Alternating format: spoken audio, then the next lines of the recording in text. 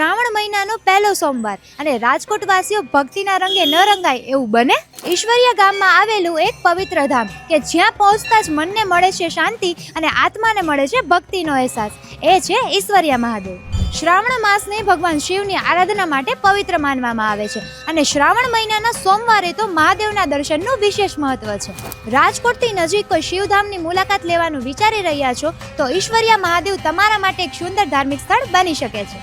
અહીં મહાદેવના દર્શન સાથે ભક્તિ, શાંતિ અને આધ્યાત્મિકતાનો એક અલગ જ અનુભવ થાય છે. તો આ શ્રાવણ મહિનાના સોમવારે અમે તો ભગવાન ભોળાનાથના દર્શન કરી લીધા, પણ તમે કર્યા કે નહીં? ભક્તિ જ્યાં છે ત્યાં શિવ છે અને જ્યાં શિવ છે ત્યાં શાંતિ છે, બરાબર ને? મહાદેવ તો બધાયનો બાપ છે અને એના દર્શન કરીને ખૂબ ખૂબ ખૂબ આનંદ આવે છે. નોટ ઓનલી ઇન શ્રાવણ, પણ અમે લોકો લગભગ દર રવિવારે ઈશ્વરી આવીએ છીએ. લગભગ અમે બંને છીએ, હું ને મારા હસબન્ડ, લગભગ અમે દર સન્ડેના આવીએ જ. મને પોતાને 72 વર્ષ થયા, એટલે એટલા વર્ષ પહેલાંની રહું છું. 8 વર્ષની હતી ત્યારથી. સ્વયંભૂ ભગવાન ભોળિયાનાથ આપણી હારે જ છે.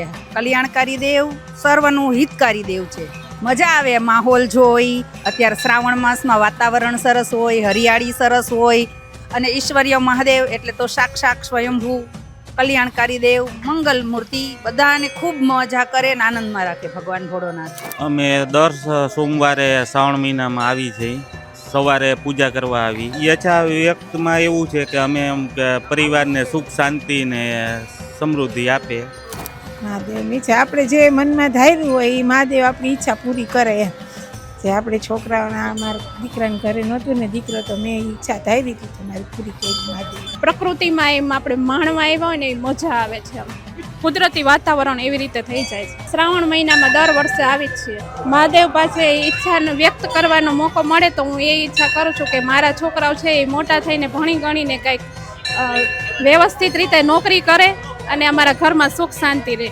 શ્રાવણ મહિનાનું મહત્વ છે કે મહાદેવ આપણી મનોકામના પૂર્ણ કરે છે. આપણે જે આપણી ઈચ્છા વ્યક્ત કરી તે આપણી ઈચ્છા પૂરી થાય છે.